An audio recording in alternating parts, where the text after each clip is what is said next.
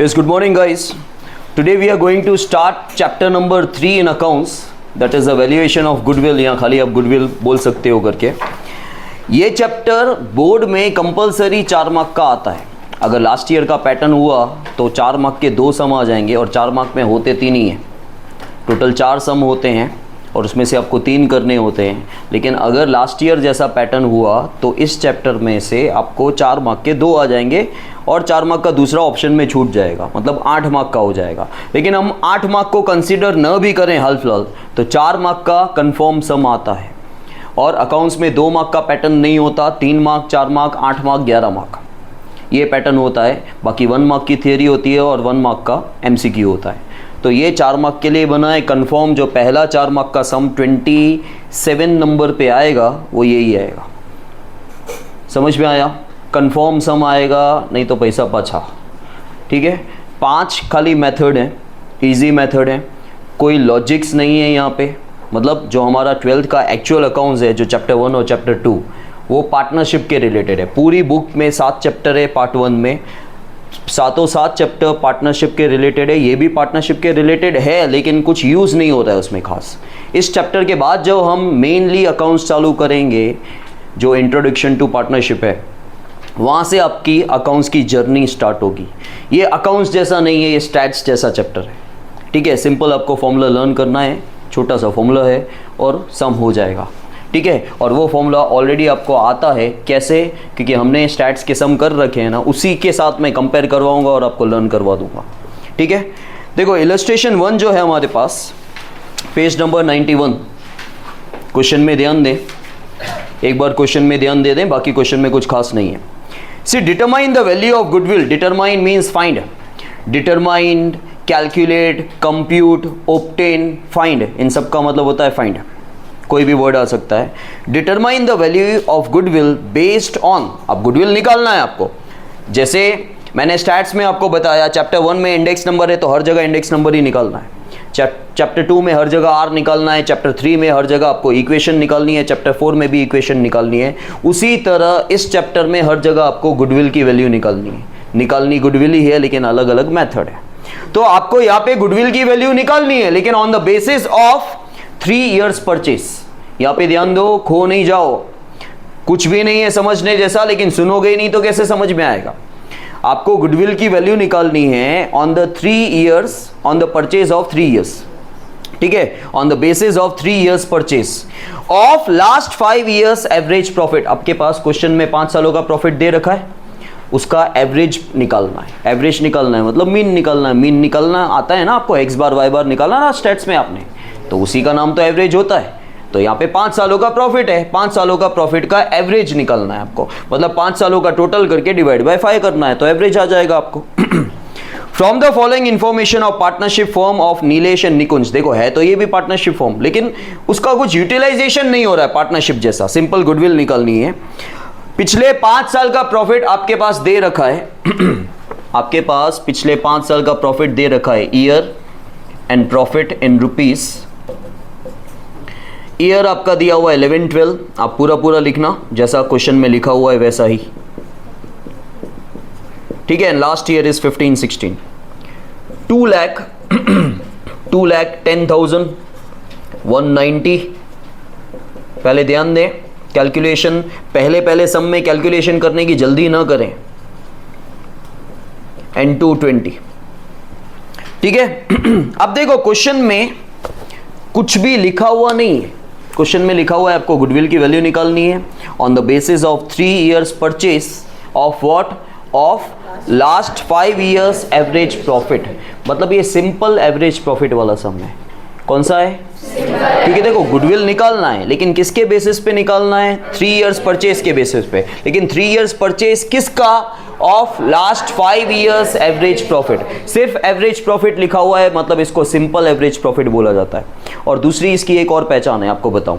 अगर आपका continuously profit increase हो रहा हो या कंटिन्यूसली डिक्रीज हो रहा हो, यहाँ पे ध्यान दो, कंटिन्यूसली प्रॉफिट इंक्रीज हो रहा हो या कंटिन्यूसली डिक्रीज हो रहा हो तो आपका वेटेड एवरेज प्रॉफिट होता है। उसको वेटेड एवरेज प्रॉफिट बोलते हैं। हेडिंग में भी लिखा होता है लेकिन ना लिखा हो बाय चांस तो वो उसकी पहचान है। देखो यहाँ पे कंटिन्यूसली प्रॉफिट इंक्रीज नहीं हो रहा है, इंक्रीज हो रहा है डिक्रीज। फिर इंक्रीज, एक बार भी इंक्रीज डिक्रीज हो गया तो नहीं चलेगा, कंटिन्यूसली इंक्रीज या कंटिन्यूसली डिक्रीज होगा तो वो वेटेड होता है। और वैसे भी क्वेश्चन में लिखा भी नहीं और यहाँ पे कंटिन्यूसली इंक्रीज या डिक्रीज, सिंपल सा इसका टोटल कर दो 10,35,000 ये आपका टोटल प्रॉफिट आया।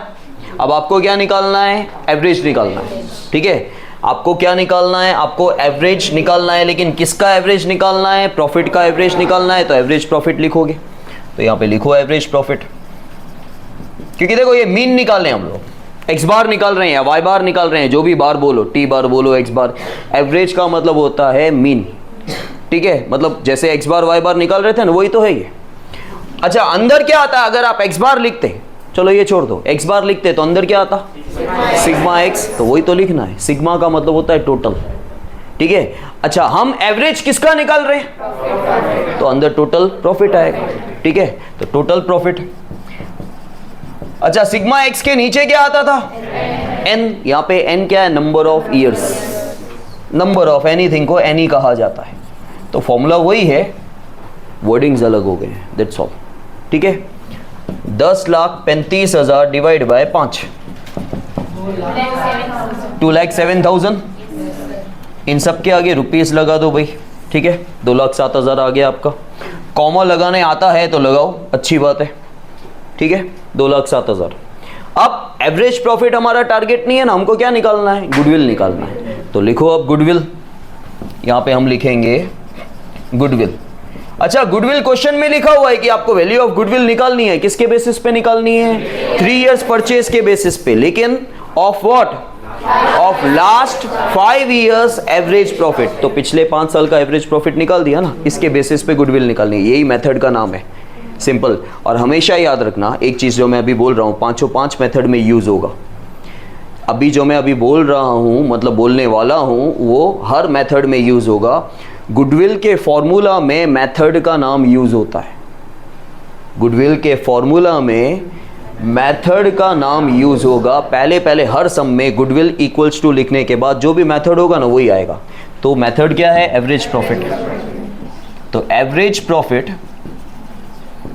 इनटू जो आपका वो परचेज है ना, into number of years of purchase, into number of years of, तो एवरेज प्रॉफिट आपका क्या आया, 2,07,000, और number of years of purchase कितना है, तो कितना हो जाए, 6,21,000 हो गया, ये आ गया आपका।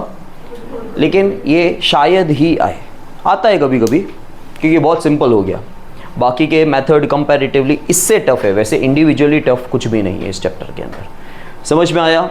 तो पहले क्या किया, ये सिंपल एवरेज प्रॉफिट था, आपके पास प्रॉफिट दे रखा था तो आपने टोटल कर दिया, टोटल आया मतलब वही सिग्मा एक्स आ गया एक तरह से, फिर आपने एवरेज प्रॉफिट निकाला, एवरेज प्रॉफिट का फॉर्मूला है total profit divide by number of years, total profit जो भी आया डिवाइड बाय जितने ईयर्स हैं उसे डिवाइड कर दो, 5 साल है तो 5 से डिवाइड किया, आपको एवरेज प्रॉफिट मिल गया। आपको निकालना है गुडविल, तो गुडविल में हमेशा मेथड का नाम आता है, goodwill equals to average profit into, हमेशा क्वेश्चन में ढूंढने का, 5 मेथड में ढूंढने का, क्या ईयर्स ऑफ परचेस दे रखा है क्या, अगर ईयर्स ऑफ परचेस दे रखा है तो इनटू में वही आता है, into number of years of purchase, हो गया गुडविल। समझ में आया?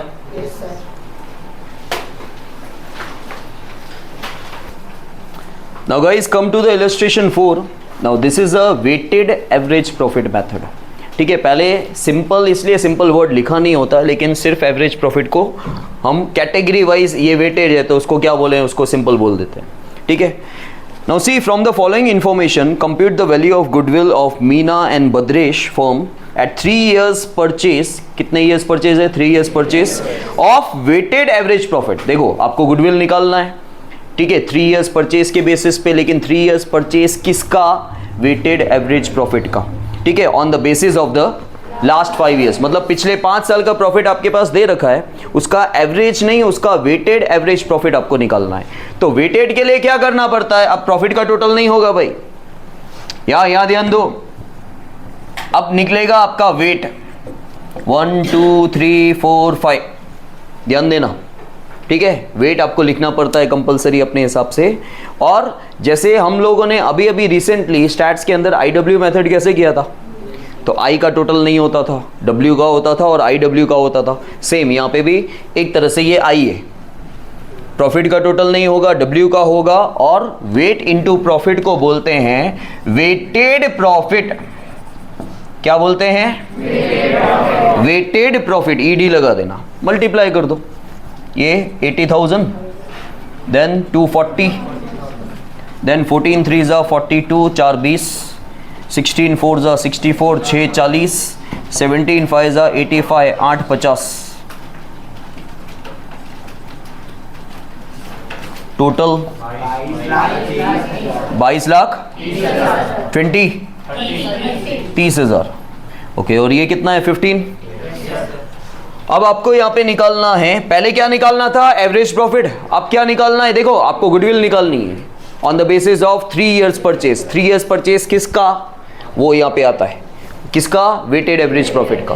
तो यहाँ पे लिखो वेटेड एवरेज प्रॉफिट। ठीक है, वेटेड एवरेज प्रॉफिट, एवरेज निकालना है। ठीक है, किसका? वेटेड प्रॉफिट का। तो अंदर क्या आएगा? Total weighted profit. एवरेज निकालना है, अपने आप को समझाओ, याद रखो, नहीं समझ में आ रहा है तो weighted average profit equals to total weighted profit. लेकिन हमेशा ऐसे फॉर्मूला एक जैसा होता है। जैसे फर्स्ट फॉर्मूला में कैसे किया, बाहर लिखा हमने एवरेज प्रॉफिट, तो एवरेज किसका? प्रॉफिट का, तो अंदर आएगा टोटल प्रॉफिट। एवरेज किसका? वेटेड प्रॉफिट का, तो अंदर आएगा total weighted profit. So total weighted profit. Short में नहीं लिखना भाई, 4 मार्क का सम है, हर चीज आपको डिटेल में लिखनी पड़ती है, नहीं तो मार्क कटेगा। अपॉन में नंबर ऑफ ईयर्स नहीं, टोटल वेट। समझ में आया? सो बस 22,30,000 डिवाइड बाय 15। हाँ, पॉइंट में आ गया तो तुम्हारी आवाज कम हो जाती है। 148। ठीक है, राउंड अप करने की जरूरत नहीं है, करना है तो भी राइट है, उन लोगों ने किया है, लेकिन तुम नहीं करोगे तो यही रखो, चलेगा। अब आपको क्या निकालना है? गुडविल निकालना है। तो गुडविल किसके बेस पे निकालना है? मैंने क्या बोला था? मेथड का नाम आएगा, मेथड का नाम आएगा। तो weighted average profit into number of years of purchase. ये कितना आया? 1,48,666.67 इंटू 3 है ना, करो मल्टीप्लाई।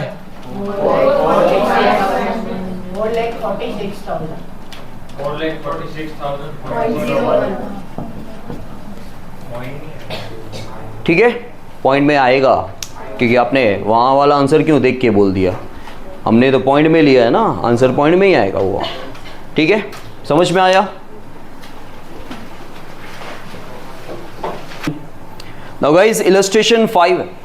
देखो, अब आपके 3 मेथड्स बाकी रह गए। 2 मेथड हम कर चुके हैं, एवरेज प्रॉफिट और वेटेड एवरेज प्रॉफिट। अब आपके 3 मेथड। पहला मेथड है सुपर प्रॉफिट। ठीक है, सुपर प्रॉफिट। फिर दूसरा मेथड है कैपिटलाइजेशन सुपर प्रॉफिट, और तीसरा जो लास्ट करवाऊंगा वो है कैपिटलाइजेशन, खाली सिर्फ ओनली कैपिटलाइजेशन। ठीक है, अब आपको क्या चीजें याद रखने की? आपको याद रखने का कि सुपर प्रॉफिट वर्ड आ जाए ना तो 6 स्टेप है, और सुपर प्रॉफिट ना आए तो 5 स्टेप है। खाली कैपिटलाइजेशन आए तो 5 स्टेप है, सुपर प्रॉफिट आए या कैपिटलाइजेशन के साथ सुपर प्रॉफिट मेथड आए, दोनों में 6 स्टेप है। और ये तीनों सम एक जैसे ही हैं, एक आधा स्टेप अलग है। ठीक है, फिर बोल रहा हूं, सुपर प्रॉफिट मेथड हो तो 6 स्टेप है, कैपिटलाइजेशन सुपर प्रॉफिट हो, कैपिटलाइजेशन के साथ भी सुपर प्रॉफिट हो तो 6 स्टेप है, सिर्फ कैपिटलाइजेशन हो तो 5 स्टेप है। तो पहले हम इलस्ट्रेशन 5 जो खाली सुपर प्रॉफिट वाला है, इलस्ट्रेशन 6 भी सुपर प्रॉफिट ही है, और इलस्ट्रेशन 8 करेंगे जो कैपिटलाइजेशन सुपर प्रॉफिट वाला है। समझ में आया? और बहुत ही इजीली आप लोग याद कर सकते हो, 6 स्टेप है, मैं बिल्कुल अच्छे से आपको याद करवा दूंगा। पहले क्वेश्चन देख लेते हैं इलस्ट्रेशन 5 का। देखो, Pratibha and Pushpa are the partners of a firm. They want to change the profit and loss sharing ratio from 3:2 to 1:1। इनका कोई यहाँ पे यूसेज नहीं है। They decided to determine the valuation of goodwill on the basis of the firm's profit and other information. Determine the valuation of goodwill on the basis of 3 years purchase of। अब यहाँ पे भी 3 years purchase है, मतलब last में goodwill के formula में वो कहीं ना कहीं number of years of purchase आ जाएगा। ठीक है, तो लास्ट स्टेप आपको पता चल गया, goodwill equals to number of years, और क्या आता है उसमें, मेथड का नाम। मेथड का नाम क्या है, सुपर प्रॉफिट। तो लास्ट का जो तुम्हारा लास्ट स्टेप है आपको पहले ही पता चल गया, goodwill equals to super profit into number of years of purchase, बराबर। और सेकेंड लास्ट स्टेप हमेशा मेथड का नाम होता है। अब आप बोलोगे सर ये तो पहले आपने नहीं बोला, क्योंकि भाई वहाँ पे थे ही दो स्टेप, जो पहला स्टेप था वही सेकेंड लास्ट था, तो जो एवरेज प्रॉफिट था तो यूज़ हो रहा था ना। पहला स्टेप जो एवरेज प्रॉफिट था, जो पहला था वही तो सेकेंड लास्ट था, क्योंकि थे ही दो।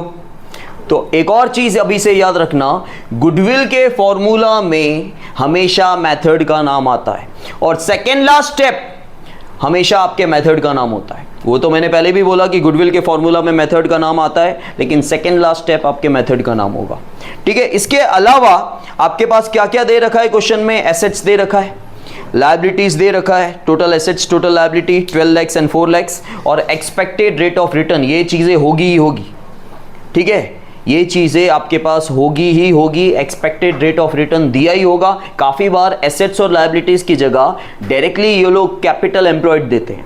क्या देते हैं, कैपिटल एम्प्लॉयड। समझ में आया। और आपके पास 3 साल का प्रॉफिट दे रखा है, देखो, और वो प्रॉफिट कंटिन्यूसली इंक्रीज या डिक्रीज नहीं हो रहा है, एक 30, एक 10, एक 20। ठीक है, अब सुनना ध्यान से, सबसे पहला स्टेप होता है कैपिटल एम्प्लॉयड। क्या होता है, अब ये कोई नया वर्ड नहीं है, लेकिन इससे पहले हम लोग सिर्फ कैपिटल वर्ड बोलते थे। अब हम इस चैप्टर के अंदर क्या बोल रहे हैं, कैपिटल एम्प्लॉयड। कैपिटल एम्प्लॉयड मतलब वही जो मालिक बिजनेस को स्टार्ट करने के लिए पैसा लेके आता है, लेकिन यहाँ पे एक अकेला मालिक नहीं है ना, ये पार्टनरशिप है, यहाँ पे एक से ज़्यादा पार्टनर्स हैं। तो उसको देखो 11th स्टैंडर्ड में आप कैपिटल बोलते थे, because there was a single owner sole proprietorship. यहाँ पे आपके पास एक से ज़्यादा मालिक हैं जिनको हम पार्टनर बोलते हैं, और पार्टनर जो पैसा लेके आता है उसको पार्टनर्स कैपिटल कहा जाता है। वही है, लेकिन यहाँ पे एक से ज़्यादा बंदे हैं। ठीक है, यहाँ पे 2 बंदे हैं, दोनों बंदे जो पैसा लेके आएंगे that is a partners capital. लेकिन उन सब का अभी यूसेज नहीं होने वाला है। कैपिटल एम्प्लॉयड का मतलब होता है कैपिटल, और कैपिटल निकलेगा कैसे, टोटल एसेट्स में से टोटल लायबिलिटी आप माइनस कर दोगे, जो 11th स्टैंडर्ड में आप करते थे, A = C + L। ठीक है, assets equals to capital plus liability आएगा ना। ठीक है, तो ये लायबिलिटी इधर लेके जाओ तो क्या आया, कैपिटल आया। तो कैपिटल का फॉर्मूला हमेशा क्या होता है, total assets minus total liability. और इसका एक दूसरा नाम भी है कैपिटल एम्प्लॉयड का, इसको नेट एसेट्स बोलते हैं। क्या बोलते हैं, देखो ये सब चीज़ें ना सेकेंड पार्ट में कहीं ना कहीं काम आएगी, जो अभी बता रहा हूँ। हाल फिलहाल आपको नेट एसेट्स बार बार यूज़ नहीं होने वाला है, लेकिन सेकेंड पार्ट में नेट एसेट्स वर्ड आता है, और उसका मतलब होता है कैपिटल एम्प्लॉयड।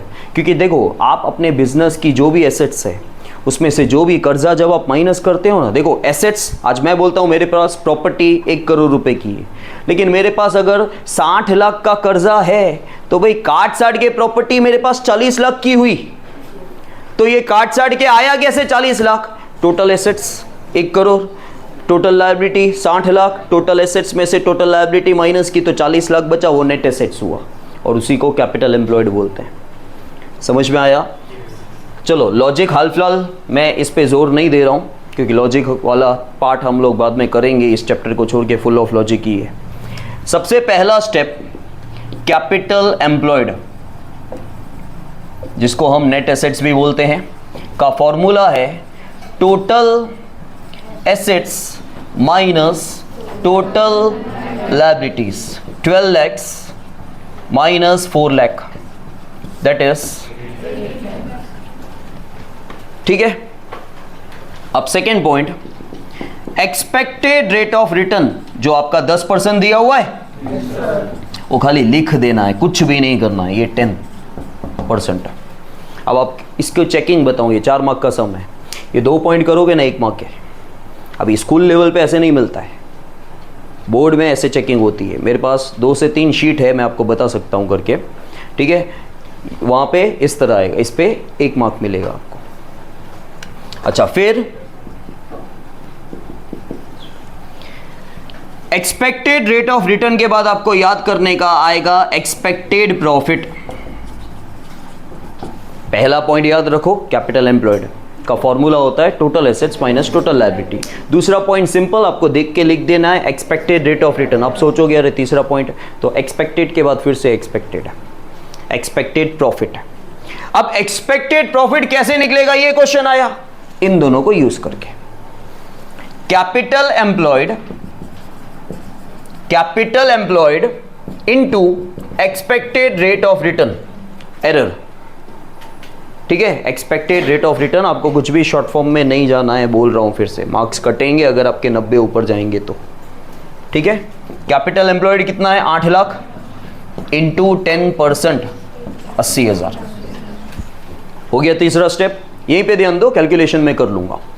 अब चौथा स्टेप जो होता है, एक्सपेक्टेड के बाद एवरेज प्रॉफिट, प्रॉफिट के बाद फिर प्रॉफिट, लेकिन एवरेज प्रॉफिट। या एवरेज प्रॉफिट, देखो जो फॉर्मेट बना हुआ है टेक्स्ट बुक के अंदर उसमें एवरेज प्रॉफिट लिखा हुआ है, लेकिन कभी एवरेज निकलता है, कभी वेटेड भी निकलता है। कैसे पता चलेगा, प्रॉफिट पे डिपेंड है। प्रॉफिट कंटिन्यूसली इंक्रीज डिक्रीज हो रहा हो तो वेटेड निकलना है, लेकिन अपने को यहाँ पे सिंपल निकालना है, क्योंकि 1.30 के बाद 1.10 है, फिर पहले डिक्रीज हो रहा है फिर इंक्रीज हो रहा है, तो आपको क्या निकालना है, एवरेज। अब एवरेज प्रॉफिट, जैसे आप फर्स्ट सम कैसे किया अपन ने, इलस्ट्रेशन और 1, 2, उसमें खाली गुडविल नहीं निकालना है, एवरेज निकालने आता है ना, या तो उसका कैलकुलेशन यहाँ करो, जगह हो तो एक पेज में आ जाएगा आपके, तो यहीं पे भी कर सकते हो। बहुत ज़्यादा लंबा, ज़्यादा ईयर दिया हो तो फिर बाहर कर देने का। मैं हाल फिलहाल यहाँ पे बाहर कर देता हूँ। ईयर क्या दिया हुआ है, चालू कहाँ से हो रहा है, तो सुनाई भी तो दे, ऐसे हाँ बोल दूँ क्या। फिर प्रॉफिट 31, 1.10 याद है मुझे, 31, 1.10, 1.20, 3.60। ठीक है, ये आ गया टोटल प्रॉफिट। आपको क्या निकालना है, एवरेज प्रॉफिट। तो एवरेज प्रॉफिट का formula total profit divide by number of years. Total profit 3.60 divide by 3, 1.20, ये आ गया आपका एवरेज प्रॉफिट 1.20। और एक आपको चीज़ बता दूं, आपका एवरेज प्रॉफिट का आंसर एक्सपेक्टेड प्रॉफिट से ज़्यादा ही आएगा, नहीं तो रॉन्ग है। ठीक है, अब मैंने ऐसा क्यों बोला, क्योंकि इसमें से ये माइनस होने वाला है, और वो है आपका पांचवा पॉइंट मतलब टोटल 6 पॉइंट बोले मैंने, ये सेकेंड लास्ट पॉइंट है। मेथड का नाम यूज होगा सुपर प्रॉफिट। सुपर प्रॉफिट का फॉर्मूला है average profit minus expected profit. अब इसमें भी बच्चों को कंफ्यूजन होता है कि पहले क्या लिखें, तो आपको बता दूं, एक तो माइनस करोगे तो माइनस में नहीं आना चाहिए, और दूसरा ABCD में पहले ए आता है फिर ई आता है, 4 - 3 करना है, fourth point minus third point करना है, ए माइनस ई माइनस ए नहीं, और ई माइनस ए करोगे और तुम्हारा ध्यान नहीं होगा तो रॉन्ग कर दोगे, क्योंकि ध्यान होगा तो आंसर नेगेटिव आएगा, पता चल जाएगा गलत किया है। ठीक है, तो बस ये माइनस कर देना है, 1.20 में से 80 माइनस कर दो, 40। और आपका लास्ट पॉइंट क्या है, अल्टीमेटली आपको क्या निकालना है, ये गुडविल का शॉर्ट फॉर्म है लेकिन आपको नहीं लिखना है। और हमेशा गुडविल के फॉर्मूला में मेथड का नाम यूज होता है super profit into number of years of purchase दे रखा है। ठीक है, 40,000 कितना number of years of purchase है, तो ये आ गया। अब कोई टोटल वोटल नहीं होगा क्योंकि आपको गुडविल निकालना था, गुडविल आ गया, आपको इन सब का टोटल नहीं करना है। तो टोटल 6 स्टेप है। फिर से आपको बता देता हूँ, पहला स्टेप जो है that is a capital employed. Second आपको सेम अब ढूंढोगे, अगर एक पहला याद रखो खाली कैपिटल एम्प्लॉयड, ठीक है, फिर आप ढूंढोगे तो आपको दिखेगा एक्सपेक्टेड रेट ऑफ रिटर्न, वो लिख दो सेम। फिर आप तीसरे पे अगेन ध्यान दो कि भाई तीसरा कहाँ से आएगा, कुछ दिख नहीं रहा है, तो पहले 2 स्टेप यूज करके, लेकिन उसका नाम क्या है, एक्सपेक्टेड प्रॉफिट। ठीक है, expected profit equals to CC capital employed into error expected rate of return, वहां से एक्सपेक्टेड प्रॉफिट आ जाएगा। प्रॉफिट के बाद याद रखो फिर प्रॉफिट आएगा। अच्छा, फिर ढूंढोगे तो शायद आपको प्रॉफिट दिखेगा, प्रॉफिट के बेसिस पे आपको एवरेज प्रॉफिट निकालना है। एवरेज प्रॉफिट आ गया, फिर टोटल आपको याद रखना है 6 स्टेप में आपको याद रखना है। मैंने बोला था सेकंड लास्ट स्टेप हमेशा मेथड का नाम होता है, तो सुपर प्रॉफिट याद आ जाएगा। अब सुपर प्रॉफिट निकलेगा आपका average profit minus expected profit है। ABCD में पहले ए आता है बाद में ई आता है, वो आ गया। फिर निकालना है गुडविल में हमेशा मेथड का नाम यूज होता है, मेथड का नाम है सुपर प्रॉफिट इनटू हमेशा ढूंढने का number of years of purchase है, नहीं है ना तो कुछ और फॉर्मूला होगा, वो भी होगा। आने वाले सम में ऐसा होगा कि number of years of purchase नहीं है, तो वहाँ से आपको हिंट मिल जाएगा कि अरे फॉर्मूला कुछ चेंज है। और number of years of purchase है तो हमेशा यही मेथड कि फॉर्मूला जो मेथड का नाम है वो यूज़ होता है into number of years of purchase. आया समझ में?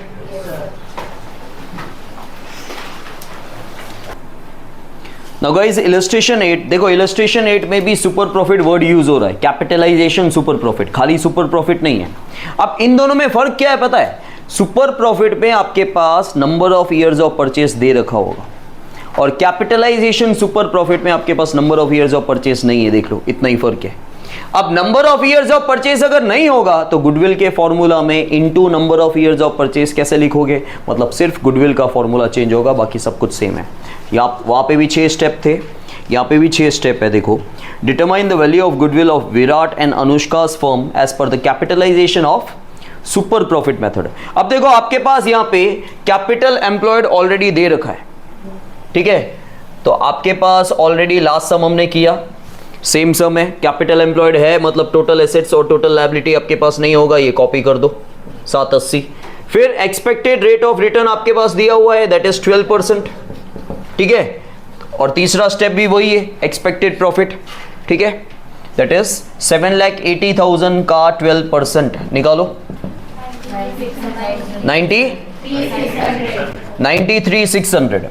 उसके बाद क्या निकलेगा? एवरेज निकलेगा या वेटेड निकलेगा, वो आपको देखना है। तो देखो यहाँ पे कंटिन्यूसली प्रॉफिट इंक्रीज या डिक्रीज नहीं हो रहा है, ठीक है? तो एवरेज ही निकलेगा। तो एवरेज प्रॉफिट हम लोग बाहर निकाल लेते हैं। देखो ईयर एंड प्रॉफिट, 5 साल का प्रॉफिट दे रखा है, 12, 13, 13, 14, 14, 15, 15, 16, 16, 17, 2 लाख, 270, 240, 250 और 230, टोटल 11,90,000, ठीक है? आपको निकालना है average profit, that is total profit divide by number of years. 1190 divide by 5, 2,38,000, ठीक है? तो आपका एवरेज प्रॉफिट आ गया 2,38,000। अब आपका सुपर प्रॉफिट निकलेगा, क्योंकि ये भी super profit capitalisation of super profit है, मतलब यहाँ पे भी ये खाली कैपिटलाइजेशन को इंपॉर्टेंस नहीं देने का, सुपर प्रॉफिट पे ही ध्यान जाना चाहिए। तो सुपर प्रॉफिट निकलेगा, सुपर प्रॉफिट वही एवरेज प्रॉफिट माइनस, तो एवरेज प्रॉफिट कितना है? 2,38,000। एक्सपेक्टेड प्रॉफिट है 93,600, माइनस करो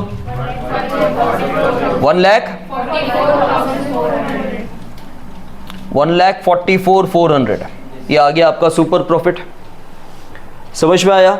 फिर निकालना है गुडविल। अब चलो गुडविल में भूल से आपकी गलती हो जाती है कि आप लिख देते हो super profit into number of years of purchase, लेकिन number of years of purchase है कहाँ? नहीं है। हाँ, वो रूल सेम अप्लाई करना है कि ये गुडविल निकालना है तो गुडविल में मेथड का नाम यूज होता है, और मेथड का नाम क्या है? और हमेशा मेथड जो भी होगा वो सेकेंड लास्ट स्टेप होगा। तो यहाँ पे सुपर प्रॉफिट तो आएगा ही, सुपर प्रॉफिट तो आएगा ही, लेकिन into number of years purchase नहीं आएगा। डिवाइड में फिर से एक्सपेक्टेड रेट ऑफ रिटर्न आएगा, ये चेंज है खाली। समझ में आया? तो सुपर प्रॉफिट कितना है? 1,44,400 डिवाइड बाय, ध्यान देना, इसमें ध्यान देना, मिस्टेक होती है। आपको 12% की जगह 12% ही लिखना है, इनटू 100 ये सब नहीं करना। बुक्स में दिया होगा काफ़ी बार, लेकिन आपको ऐसा नहीं करने का। यहाँ ध्यान दो, डिवाइड में 12 के साथ 12 नहीं, खाली 12%। और कैलसी में भी 1,44,400 डिवाइड बाय 12% करोगे ना तो ऑटोमेटिकली इनटू 100 हो गया। समझ में आया? तो वहाँ पे परसेंट दबाना और कुछ नहीं। 1,44,400 इंटू दबाओ, 12% दबाओ, इक्वल्स टू वगैरह कुछ नहीं, अपने आप आंसर आएगा। करो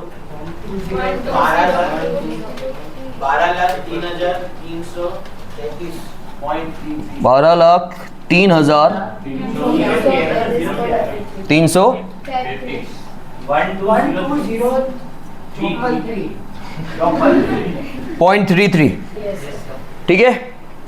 समझ में आया? क्लियर? तो आपका इलस्ट्रेशन 5 और इलस्ट्रेशन 8 दोनों सेम ही था। इलस्ट्रेशन 5 सुपर प्रॉफिट था, ये कैपिटलाइजेशन ऑफ सुपर प्रॉफिट है। जैसे ही आप वर्ड सुपर प्रॉफिट देखो, मतलब 6 स्टेप है, दोनों में स्टेप सेम ही हैं। सिर्फ लास्ट स्टेप जो है आपके सुपर प्रॉफिट में, सुपर प्रॉफिट वाले सम में गुडविल का फॉर्मूला हो जाएगा super profit into number of years of purchase, क्योंकि वहाँ पे number of years of purchase है।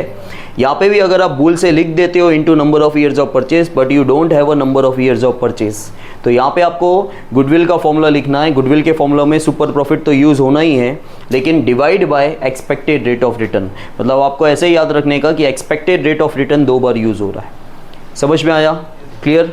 बाकी पूरे सारे के सारे स्टेप सेम है। दूसरा, इस सम में या किसी भी सम में सुपर प्रॉफिट हो या कैपिटलाइज सुपर प्रॉफिट हो सकता है कि एसेट्स और लायबिलिटीज ना हो, डायरेक्टली कैपिटल एम्प्लॉयड हो, वहाँ पे भी हो सकता था। तो यहाँ पे आपके पास एसेट्स और लायबिलिटीज नहीं है। एसेट्स लायबिलिटी होता तो टोटल एसेट्स टोटल लायबिलिटी लिखा होता, कैपिटल एम्प्लॉयड नहीं लिखा होता। आपके पास इस क्वेश्चन में कैपिटल एम्प्लॉयड लिखा है, तो एसेट्स और लायबिलिटीज उन्होंने नहीं दी है। समझ में आया? Now guys, illustration 7. See, from the following information of Manoj and Harish firm determine the value of goodwill by capitalization average profit method. अब देखो, कैपिटलाइजेशन के साथ सुपर प्रॉफिट नहीं बोला है, एवरेज प्रॉफिट, मतलब सिर्फ कैपिटलाइजेशन को हम लोग यहाँ पे इंपॉर्टेंस देंगे। और जैसे ही सुपर प्रॉफिट आपको नहीं दिखता है, मतलब 5 स्टेप है। अब कौन सा स्टेप चला गया पता है? स्टेप्स तो सेम ही है, लेकिन कौन सा स्टेप चला गया ऐसे याद रखने का। सुपर प्रॉफिट होगा तो एक्सपेक्टेड होगा, सुपर प्रॉफिट नहीं होगा तो एक्सपेक्टेड प्रॉफिट भी नहीं होगा, तो वो तीसरा स्टेप चला गया। चौथा तीसरे की जगह पे आ जाएगा और 5वां चौथे की जगह आ जाएगा। मतलब आपका लास्ट स्टेप गुडविल वाला जो है वो 5वां स्टेप हो जाएगा। बाकी सब कुछ सेम ही है, लेकिन मेनली यहाँ पे आपका सेकेंड लास्ट स्टेप जो होता है वो क्या होता है? हमेशा मेथड का नाम होता है, और मेथड का नाम क्या है हमारा? कैपिटलाइज एवरेज प्रॉफिट, जिसको हम कैपिटलाइज प्रॉफिट बोलेंगे। अब यहाँ पे हल्का फुल्का इस सम में और पिछले सम में हल्का फुल्का कंफ्यूजन होता है फॉर्मूला के लेके, क्योंकि जो फॉर्मूला पिछले सम में गुडविल का था, आपने लिखा था super profit upon expected rate of return, वो सेम फॉर्मूला यहाँ पे सेकेंड लास्ट स्टेप में चला जाएगा।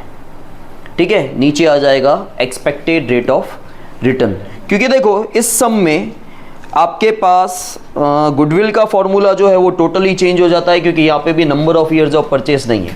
देखो आपके पास टोटल 5 मेथड है। एवरेज प्रॉफिट में नंबर ऑफ ईयर्स परचेस आता है, वेटेड में भी आता है, और सुपर प्रॉफिट में भी आता है, खाली सुपर प्रॉफिट में। कैपिटलाइजेशन सुपर प्रॉफिट में नहीं आता, number of years of purchase और मतलब जहाँ पे भी कैपिटलाइजेशन वर्ड आ गया ना, वहाँ पे number of years of purchase नहीं आएगा। तो यहाँ पे गुडविल का फॉर्मूला भी चेंज हो जाता है, that is capitalise profit minus capital employed हो जाएगा। देखो सिंपल है ये भी, यहाँ पे भी आपके पास एसेट्स 1340 और लायबिलिटीज दे रखा है 340।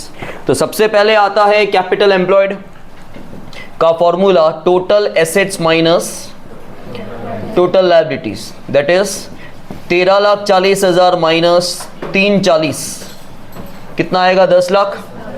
अच्छा, उसके बाद एक्सपेक्टेड रेट ऑफ रिटर्न कितना परसेंट है? 10% है। ठीक है। अच्छा, तीसरा स्टेप क्या था हमारा? तीसरा स्टेप था एक्सपेक्टेड प्रॉफिट, वो जो आपको नहीं निकालना है। समझ में आया? क्योंकि सुपर प्रॉफिट नहीं है तो वो भी गया। अच्छा, चौथा स्टेप क्या था? एवरेज प्रॉफिट था। अब मैंने क्या बोला, हर जगह जरूरी नहीं है एवरेज यूज हो, वेटेज भी यूज हो सकता है। क्वेश्चन चेक करो, प्रॉफिट कैसे दे रखा है। देखो प्रॉफिट कंटिन्यूसली इंक्रीज हो रहा है। ठीक है, अब प्रॉफिट कंटिन्यूसली इंक्रीज हो रहा है तो हमको निकालना है वेटेड। ईयर्स दे रखे हैं 5, यहाँ पे बाहर हम निकाल देंगे ईयर। 12 13, 13 14, 14 15, 15 16, 16 17। फिर प्रॉफिट दे रखा है आपका 90, 1 लाख, 1 10, 1 30 और 1 50। क्यों टोटल कर रहे हो भाई? वेटेड में कहाँ टोटल होता है यहाँ पे। इसके बाद आप W लिखो, वेट, और फिर आएगा वेटेड प्रॉफिट। 1 2 3 4 5, टोटल आएगा 15। ये आएगा 90,000, मल्टीप्लाई करोगे तो ये आएगा 2 लाख, 3 30, 5 20, 7 50। हाँ, कौन क्या बोला? 80,000, 18 1890, ठीक है। अब आपको निकालना है weighted average profit, that is total weighted profit divide by total weight. 1890 divide by 15, 1,26, ठीक है। 1,26,000 आपका आया। Pay attention, weighted average profit. तो यहां पे आ जाएगा आपका वेटेड एवरेज प्रॉफिट कितना आ जाएगा, कुछ भी शॉर्ट फॉर्म नहीं लिखना, फिर बता रहा हूं, ठीक है। अच्छा, अब आपका टोटल कितने स्टेप्स हैं यहाँ पे, 5। सेकेंड लास्ट स्टेप हमेशा किसका नाम होता है, मेथड का। मेथड का नाम आपको लिखना है कैपिटलाइज प्रॉफिट। लेकिन इसका फॉर्मूला क्या हो जाएगा, याद रखना, कैपिटलाइज प्रॉफिट में ये यूज होगा, weighted average profit divide by expected rate of return. अब कंफ्यूजन कहां होता है, ये फॉर्मूला यहाँ पे ध्यान दो ना भाई, कितनी बार बोलूं, एक सेकंड यहां वहां ध्यान दोगे नहीं चलेगा ऐसे।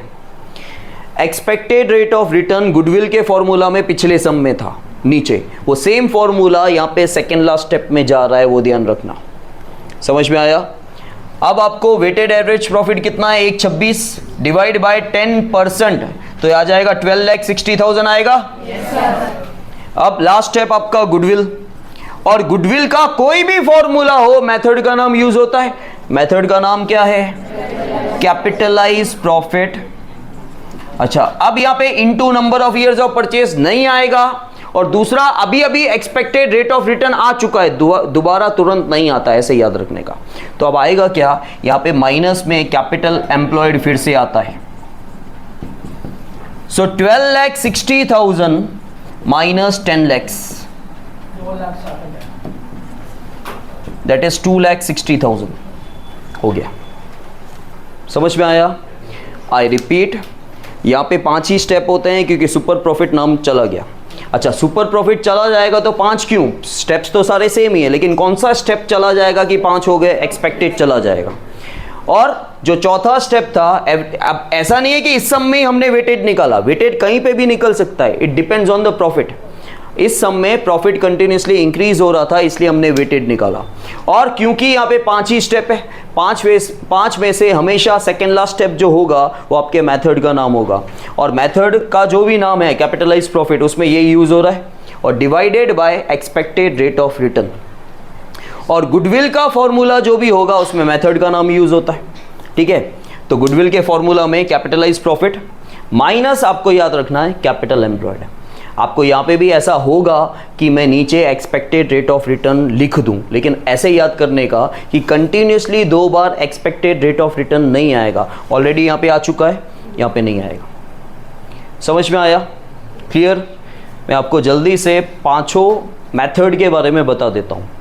पहला मेथड है अपना, दैट इज एवरेज प्रॉफिट, जिसको हम सिंपल खुद बोलते हैं, वैसे लिखा हुआ नहीं है।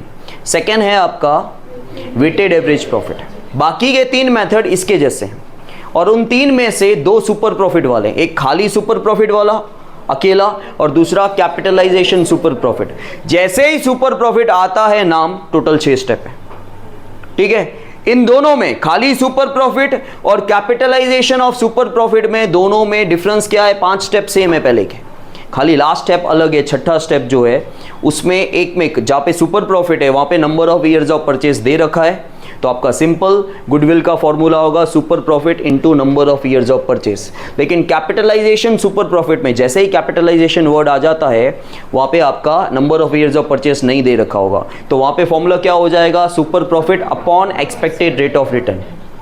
और 5वां मेथड है आपका सिर्फ कैपिटलाइजेशन, और सिर्फ कैपिटलाइजेशन होगा, सुपर प्रॉफिट वर्ड साथ में नहीं है, तो 5 स्टेप हो जाएंगे। तो कौन सा स्टेप चला जाएगा, जो तीसरा स्टेप है एक्सपेक्टेड प्रॉफिट वाला चला जाएगा। अच्छा, आप टोटल 5 स्टेप है, 5 स्टेप में से सेकेंड लास्ट स्टेप हमेशा मेथड का नाम होता है, तो मेथड का नाम क्या है, कैपिटलाइज प्रॉफिट। उसमें क्या यूज होगा, उससे पहले वाला स्टेप, उससे पहले वाला स्टेप क्या होगा, या तो एवरेज प्रॉफिट होगा या तो वेटेड एवरेज प्रॉफिट होगा। इस सम में वेटेड एवरेज प्रॉफिट है, डिवाइड में क्या जाएगा, एक्सपेक्टेड रेट ऑफ रिटर्न जो पिछले सम में, ठीक है, कैपिटलाइज सुपर प्रॉफिट में लास्ट स्टेप था डिवाइड में, वही यहाँ पे सेकेंड लास्ट स्टेप में expected rate of return use हो रहा है।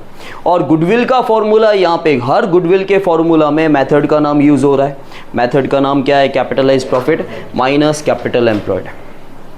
समझ में आया।